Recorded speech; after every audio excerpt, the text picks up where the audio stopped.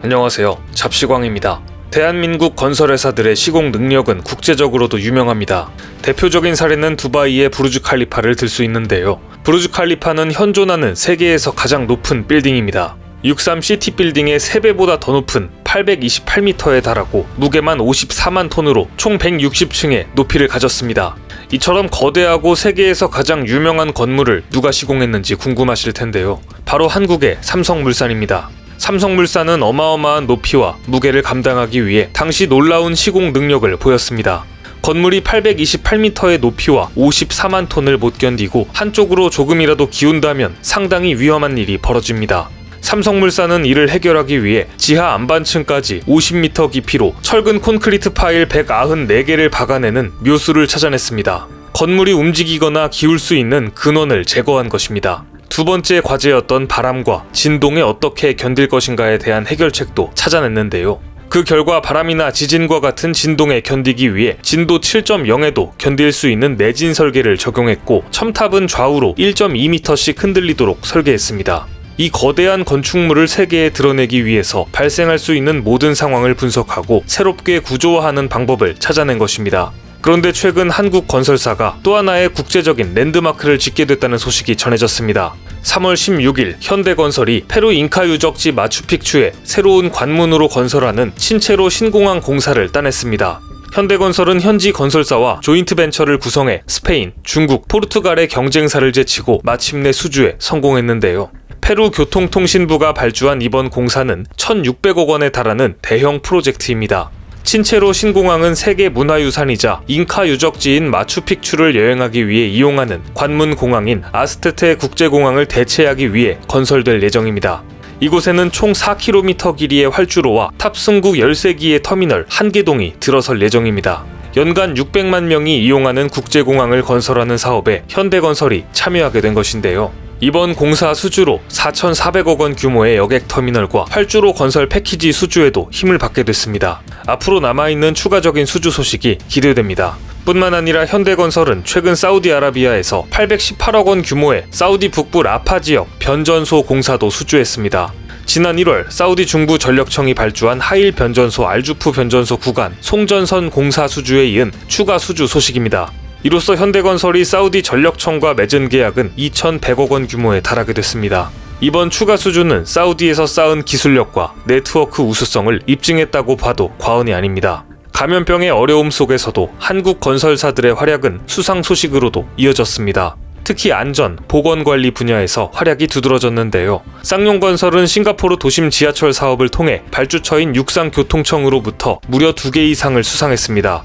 LTA가 주관하는 안전경연대회에서 2019년에 이어 2년 연속 상을 받고 싱가포르 노동부 산하 안전보건위원회로부터 포레스트 우주 콘도미니엄 사업 성과를 인정받았습니다. 현대건설도 싱가포르에서 수행 중인 프로젝트 안전관리 면에서 높은 평가를 받아 싱가포르 산업안전보건혁신 어워드 2020 상을 수상했습니다. 안전 부문에서 까다로운 법규를 적용하는 싱가포르에서 우리 해외 건설 기업들이 권위 있는 상을 수상한 것은 현지 시장에서의 진출 기반을 강화한 것으로 평가받고 있습니다. 대한민국의 기업들이 악조건 속에서도 선전하고 있지만 건설 분야에서도 최근 중국의 추격이 거세지고 있습니다. 1대1로를 앞세우며 중국 정부에서 엄청난 투자금을 자국 건설회사에 쏟아붓고 있기 때문인데요. 하지만 무조건 돈만 쏟아붓는다고 없던 근본이 생기는 것은 절대 아닙니다. 중국 건설업계의 부실공사 소식은 이제는 중국을 대표하는 가짜 식품들만큼이나 우리에게 익숙합니다.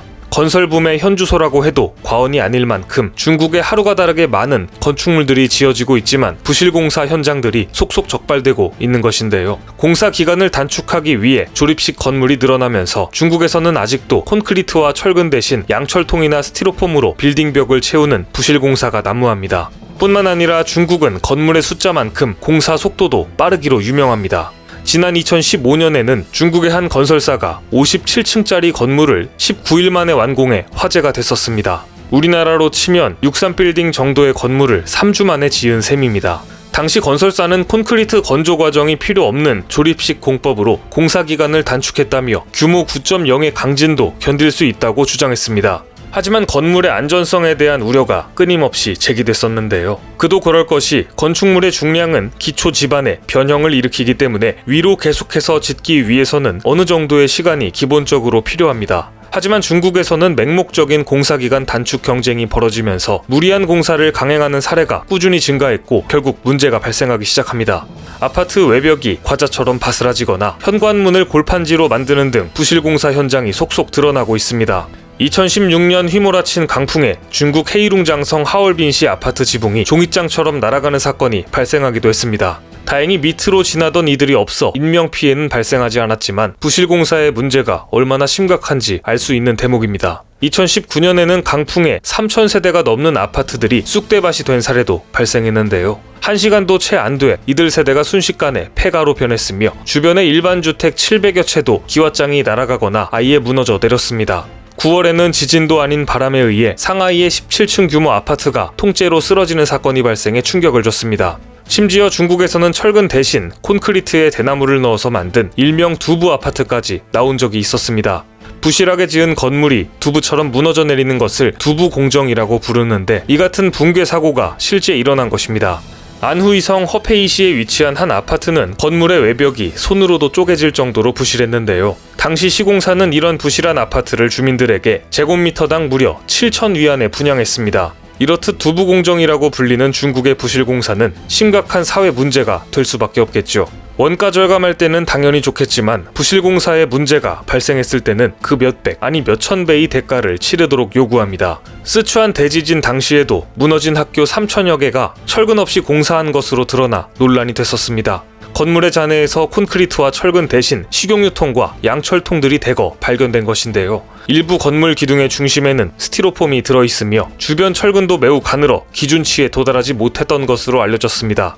이 같은 부실공사는 최근까지 참사를 불러일으키고 있습니다. 환구시보에 따르면 작년 3월 푸젠성에서 코로나 감염증 격리 장소로 쓰이던 7층짜리 호텔 건물이 무너져 약 70명이 매몰되는 사고가 발생했습니다. 당시 이 사고로 격리 대상자와 의료진 등 70여 명이 무너진 건물 내부에 갇힌 것으로 추정됐었는데 건물 붕괴 원인은 아직도 밝혀지지 않았습니다.